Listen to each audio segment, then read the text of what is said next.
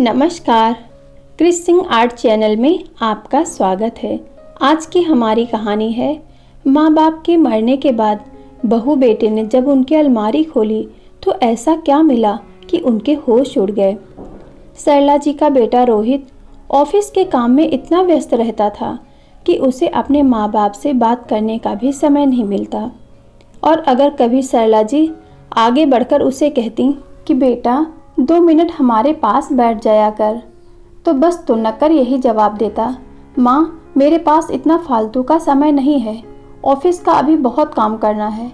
सरला जी बेचारी मन महसूस कर रह जाती और यही सोचती कि पति भी तो बड़े पद पर कार्यरत थे, उनके ऊपर तो ऑफिस और परिवार दोनों की ही जिम्मेदारी थी, फिर भी वह हमेशा उसे और बच्चों को समय देते थे और प्यार से बातें करते थे।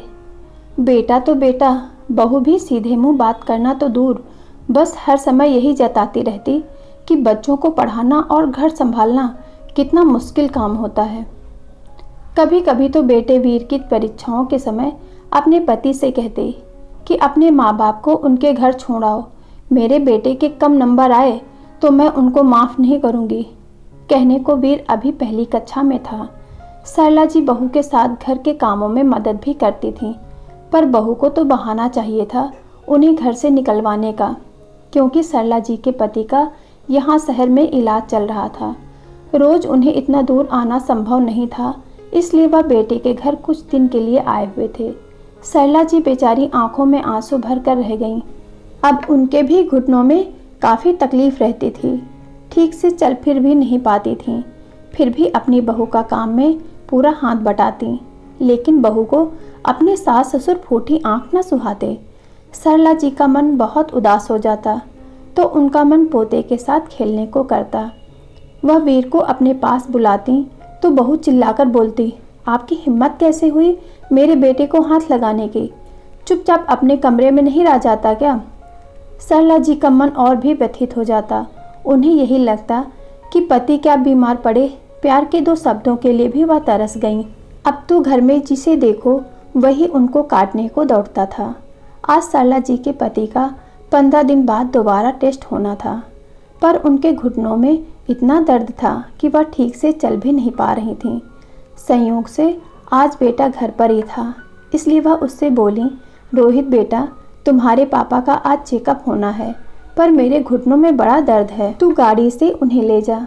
क्या माँ, एक ही छुट्टी मिली है आराम करने के लिए, और आप इस दिन भी चैन से बैठने नहीं देती। रिक्शा करके चले जाओ, आपको कौन सा पैदल चलना है। रोहित गुस्सा करता हुआ बोला और दोबारा अपने कमरे में चला गया। तभी सरला जी की बहू रसोई से चिल्लाते हुए बोली, अजी सुनते हो, मुझे पार्लर जाना है, गाड़ी से छोड़ दो, बाहर बहुत धूप है। हाँ बेबी, मैं अभी गाड़ी निकालता हूँ, तुम तैयार होकर आ जाओ। बेटे के दोहरे व्यवहार को देख सरला जी की आंखों में आंसू आ गए। आंसुओं को पोंछते हुए वह बाहर रिक्शे वाले को बुलाने चली गई। दूर दूर तक कोई ऑटो रिक्शा नजर नहीं आ रहा था। सरला जी लंगड़ा लंगड़ा कर पैदल ही रिक्शे वाले को देख रही थी। तभी पीछे से घंटे की आवाज़ सुनाई दी तो वह वहीं रुक गई। उनके पास एक रिक्शा वाला आकर रुका और बोला, अरे माँ जी, लगता है आपके पैरों में बहुत तकलीफ है, बताइए कहाँ जाना है आपको, मैं छोड़ देता हूँ। बस भैया, मेरे पति का मुझे टेस्ट करवाने जाना है, अगर तुम हमें वहाँ तक छोड़ दोगे तो तुम्हारी बड़ी कृपा होगी। सरला जी ने उसके आगे हाथ जोड़ दिए। बेचारे रिक्शे वाले को सरला जी पर दया आ गई और उसने उनके पति को रिक्शे में बैठने में मदद की और डॉक्टर के पास तक ले गया। सरला जी को रिक्शे वाले ने नीचे उतारा और उसे पैसे देने लगी तो वह बोला, आप चेकअप करवा कर आ जाइए, मैं तब तक यहीं खड़ा हूँ, क्योंकि आप दोनों को घर जाने के लिए पता नहीं कब तक रिक्शा मिलेगा। इतनी धूप और तकलीफ में आप कैसे खड़े रहेंगे, मैं आपके घर छोड़ दूंगा। सरला जी ने अपने पति का टेस्ट करवाया और दवाई ली और फिर रिक्शे में बैठकर घर आ गईं। जाते जाते रिक्शे वाले ने अपना फ़ोन नंबर दिया और बोला, माँ जी, आपको कभी भी कहीं जाना हो तो मुझे फ़ोन कर देना, मैं तुरंत आ जाया करूँगा। ऐसी हालत में आपका पैदल चलना ठीक नहीं है। रिक्शा वाले के प्यार भरे 2 बोल ने सरला जी के लिए जैसे दवा का काम किया। उन्हें दर्द में थोड़ी राहत महसूस हो रही थी।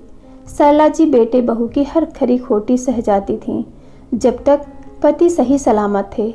मजाल की कोई सरला जी की तरफ एक उंगली भी उठा सके, लेकिन जब से पति के एक पैर में और एक हाथ पर लकवा पड़ा था, तब से वह एकदम लाचार और बेबस हो गए थे। बेटे के पास शहर के इलाज के लिए 6 महीने से आए हुए थे। अब तो बेटा बहू उन दोनों को हमेशा खरी खोटी सुनाते रहते, ताकि इलाज सरला जी के पति के रिटायरमेंट के पैसों से ही चल रहा था। लेकिन दोनों फिर भी ऐसे जताती जैसे सब कुछ वही अपने पैसे से ही करते हैं। एक दिन सरला जी ऐसे ही उदास बैठी थीं कि तभी उनके पति के ऑफिस के घनिष्ठ मित्र मिस्टर वर्मा जी का अचानक फोन आया कि वह शाम को महन जी से मिलने आ रहे हैं, उनका हालचाल पूछने। तो सरला जी बहुत खुश हुई, क्योंकि इतने समय बाद पति के मित्र उनके घर आ रहे थे। संडे का दिन था, घर पर ही था। सरला जी ने उसे बताया कि आज शाम को पापा के कुछ मित्र आ रहे हैं, खाने पीने और नाश्ते का इंतजाम कर देना, जो भी खर्चा होगा तुम्हारे पापा के पैसों से काट लेना। महन जी भी अपने दोस्त की आने की खुशी से एकदम से चहक उठे, मानो जैसे मित्र के मिलने की खुशी में उनके शरीर में एक नई ऊर्जा सी दौड़ गई। लेकिन बहू ने खाना बनाने से साफ इनकार कर दिया, तो सरला जी ने खुद ही महन जी के दोस्तों के लिए जैसे तैसे करके खाने का खुद ही इंतजाम किया। शाम को मिस्टर वर्मा और कुछ मित्र अपनी पत्नी के साथ सरला जी और महन जी से मिलने आए। शाम को महेंद्र अपने दोस्तों से मिलकर बहुत खुश हुए, तो सरला जी ने अपनी बहू से उनका परिचय करवाया। चाय नाश्ते के साथ बातों का सिलसिला भी शुरू हो गया। बातों ही बातों में मिस्टर वर्मा रोहित से बोले, बेटा आज जो भी तुम हो वह अपने मम्मी पापा की वजह से हो। तुम्हारे पापा के ऊपर परिवार और ऑफिस की जिम्मेदारी थी, वह बेचारे तुम्हें समय नहीं दे पाते थे। यह तो भाभी जी की हिम्मत थी, जिन्होंने घर परिवार संभालने के साथ साथ तुम्हारी परवरिश भी पूरी निष्ठा से की। जब भी मैं उनके घर आता तो भाभी जी के चेहरे पर हमेशा मुस्कुराहट देखा, उन्होंने कभी उफ तक नहीं की। यह सब करना इतना आसान नहीं होता। अपने माता पिता की हमेशा कद्र करना, उन्हें कभी दुखी मत होने देना। बहुत संघर्ष किया है इन्होंने तुम्हें इस मुकाम तक पहुंचाने के लिए। हाँ बेटा, मैं भी हमेशा तुम्हारी मम्मी पापा को तुम्हारे लिए संघर्ष करते देखा है। अब तुम्हारी बारी है इनको सुख देने की। मिस्टर वर्मा की पत्नी भी पति की बातों पर अपनी सहमति जताते हुए बोली, अंकल जी बुरा मत मानना, इन्होंने कोई अनोखा नहीं किया है। यह दुनिया के कोई अनोखे माँ बाप नहीं हैं। हर कोई अपनी औलाद के लिए इतना तो करता ही है। अंकल जी, नेहा बिल्कुल सही बोल रही है, और हम भी इनके लिए जब से इतना कर रहे हैं तो उसका क्या। अपने बेटे बहू की बातें सुनकर सरला जी की आंखें नम हो गईं, पर सबके सामने वह अपने को कमज़ोर नहीं साबित करना चाहती थीं। इसलिए अपने पल्लू से आंसू पोंछ डाले और मेहमानों के सामने बोली, हाँ भाई साहब, रोहित बहुत अच्छा बेटा है, हमारा बहुत ख्याल रखता है, हमें किसी चीज़ की कमी होने नहीं देता। मेहमानों के जाने के बाद रोहित सरला जी पर भड़क उठा, माँ प्लीज़ मेरे सामने तो अच्छा बनने का नाटक करिएगा ही मत। आखिर आप लोगों ने मेरे लिए किया ही क्या है। बेटे रोहित के मुंह से ऐसे कठोर शब्द सुनकर सरला जी की आंखों में आंसू आ गए। महन जी से अब बर्दाश्त ना हुआ और वह बोल पड़े, वाह बेटा, जिस बेटे को इतने नाजों से पाला, अपनी रातों की नींद कुर्बान की, वही आज अपनी माँ की परवरिश पर सवाल कर रहा है, वह भी अपनी पत्नी के सामने, जिसने आते ही पूरी तरह से तुम्हें अपने मुंह में जाल में बांध लिया। रोहित की बात सुनकर तो जैसे नेहा के चेहरे पर विजय मुस्कान आ गई। आखिर वह तो यही चाहती थी कि रोहित अपने माँ के मुंह से निकलकर बस उसका ही होकर रह जाए। दरअसल रोहित की 2-3 दिन से थोड़ी तबीयत खराब थी, तो नेहा ने रात को उठ कर उसका ख्याल रखा। बस फिर क्या था, रोहित तो जैसे उसका कायल हो गया। जब माता पिता ने उसकी तबीयत पूछी तो उल्टा माँ बाप पर ही तंज करते हुए बोला, आप तो रात को घोड़े बेचकर सो गए थे, आपको क्या पता कि मेरा बदन कितना दर्द कर रहा था। नेहा बेचारी रात भर मेरे लिए जागती रही, मुझे दवाई दी, तब जाकर कहीं मैं सो पाया। रोहित का ऐसा कहना मानो सरला जी की जिंदगी भर की मेहनत पर पानी फेर दिया। वह दुखी होते हुए बोली, बेटा तुम्हारा दरवाज़ा बंद होता है, इसलिए मुझे कैसे पता चलता कि तुम्हें रात में क्या तकलीफ़ हुई। सही कहा बेटा तुमने, अब तुम्हारी पत्नी ही तुम्हारे लिए सब कुछ हो गई। अच्छा सिला दिया तुमने अपने माता पिता के प्यार का। अरे मेरा न सही, अपनी माँ का तो कुछ ख्याल रखते। मैं तो फिर भी ऑफिस और परिवार की जिम्मेदारी में लगा रहा, लेकिन सरला जी तो सारा दिन तुम्हारे आगे पीछे ही लगी रहती थीं। सारी सारी रात तेरे लिए जागती, कभी तुझे दूध बनाकर पिलाती तो कभी तेरा गीला बिस्तर साफ करती, क्योंकि वह बेचारी मुझे तो एक बार भी नहीं जगाती थी। फिर भी सुबह जल्दी उठकर घर के कामकाज में लग जाती। उसे सांस लेने तक की फुर्सत नहीं मिलती। फिर भी कभी उसने उफ तक नहीं की। और जब तू बड़ा हो गया तब भी रात को तुझे कोई प्रॉब्लम होती तो सरला जी ही जागती।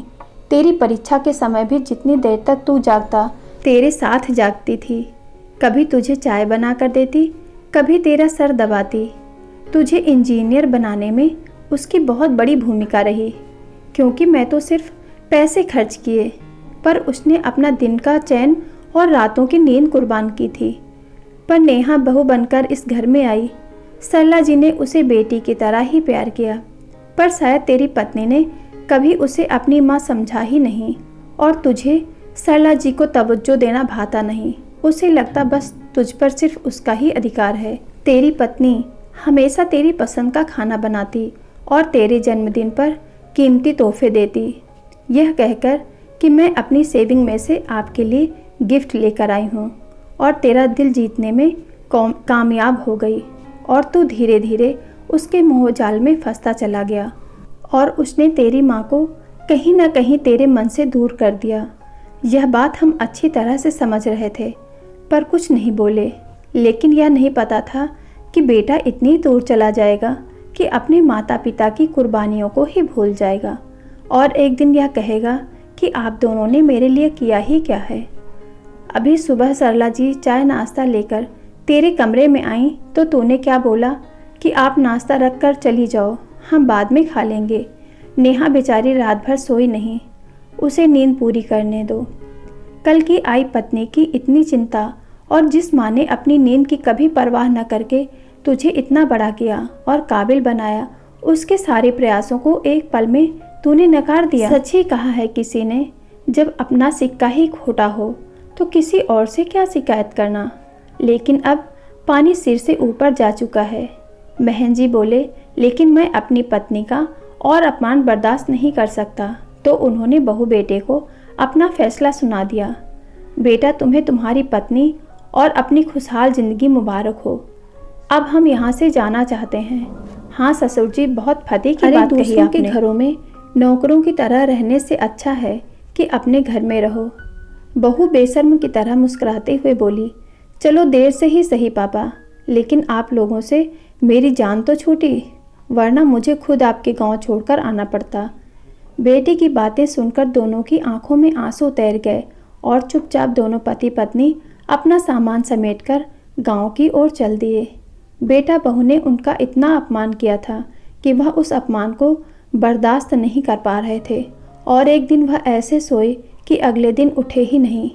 खबर मिलते ही दोनों पति पत्नी तुरंत पहुंच गए। सारे क्रियाकर्म खत्म होने के बाद रोहित वापस घर को बेचकर अपने शहर जाना चाहता था, इसलिए वह कीमती चीज़ों को इकट्ठा कर रहा था। उसने अपने पापा की अलमारी खोली। बहुत बार पापा की यह अलमारी खोलकर उसने देखने की कोशिश भी की थी, मगर पापा कभी भी उसे अलमारी के डोर को हाथ नहीं लगाने देते थे। लेकिन आज उनके जाने के बाद उसे यह मौका मिल ही गया। उसने जैसे ही अलमारी की डोर खोली तो आश्चर्यचकित रह गया। उसमें मकान के पेपर के साथ कुछ अडॉप्शन के कागजात रखे हुए थे। उसने तो सोचा था इसमें कुछ और ही होगा। रोहित ने जैसे ही उन पेपरों को पढ़ना शुरू किया, उसके पैरों तले से जमीन खिसक गई। आज से 20 साल पहले उन्होंने रोहित को एक अनाथालय से गोद लिया था। पढ़ते पढ़ते उसकी आंखों से आंसू बहने लगे और उसका शरीर बेजान सा हो गया। उसके हाथ से पेपर छूटकर जमीन पर गिर गए। रोहित की ऐसी हालत देख जब नेहा ने पेपर उठाकर पढ़ा तो वह भी आश्चर्यचकित रह गई। उन्होंने अपनी सारी जायदाद और गहने रोहित और उसकी पत्नी के नाम कर दिए। रोहित को ऐसा लग रहा था कि यह धरती फट जाए और वह उसमें समा जाए। यह क्या कर दिया मैंने? जिन माता पिता ने मुझे एक नया जीवन दिया, मेरी खुशियों के लिए अपनी हर इच्छा को एक तरफ रख दिया, अपने दिल में इस अनाथ को जगह दी, उन्हें मैं 4 दिन अपने घर में जगह नहीं दे पाया। जिन्होंने अब तक अपने हिस्से का निवाला भी सबसे पहले मुझे खिलाया, उन्हें मैं 2 वक्त की रोटी भी सही से नहीं खिला सका। धिक्कार है मुझ जैसे बेटे पर। रोहित पश्चाताप की अग्नि में इतना जल रहा था कि वह खुद से नजरें भी नहीं मिला पा रहा था। वहाँ से उठकर अपनी मम्मी पापा की तस्वीर के आगे हाथ जोड़कर माफ़ी मांगने लगा। मम्मी पापा, मुझे माफ़ कर दीजिए, मुझसे बहुत बड़ी गलती हो गई। पापा, मैं कभी आप लोगों के प्रति बेटे का फ़र्ज नहीं निभा पाया। रोहित को अपने माता पिता की तस्वीर के आगे रोते रोते काफ़ी रात हो चुकी थी और कब उसकी आंख लग गई उसे पता ही नहीं चला। तभी उसे ऐसा लगा जैसे किसी ने उसके सर पर हाथ फेरते हुए कहा हो, उठो बेटा, देर से ही सही, लेकिन हमें अपनी तपस्या का फल मिल ही गया। अब हम चैन से मुक्ति पा पाएंगे। रोहित अचानक से चौंकते हुए उठा तो देखा सामने कोई नहीं था, लेकिन उसे ऐसा लगा कि वह उसके माता पिता ही थे, क्योंकि उसे अभी भी अच्छे से याद है कि उसकी माँ बचपन में ऐसे ही उसके सिर पर हाथ फेरती थी। उसने उन्हें धन्यवाद दिया और फैसला किया कि वह इस घर को अपने माता पिता के नाम से एक वृद्ध आश्रम बनवाएगा और अपने कर्मों की सज़ा कम करने के लिए जीवन भर इन वृद्धाश्रम में रहने वाले लोगों की सेवा करेगा। प्लीज़ वीडियो को लाइक करें, शेयर करें और ऐसी ही प्रेरणादायक कहानियों के लिए चैनल को सब्सक्राइब जरूर करें।